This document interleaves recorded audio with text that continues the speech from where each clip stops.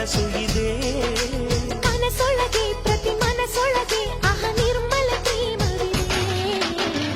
ಅಣ್ಣ ನಮ್ಮ ಅಣ್ಣ ಇವನು ನಮ್ಮ ದೇವನು, ಕೋಟಿ ಜನ್ಮ ಬಂದರು ಕೋಟಿಗೊಬ್ಬನು.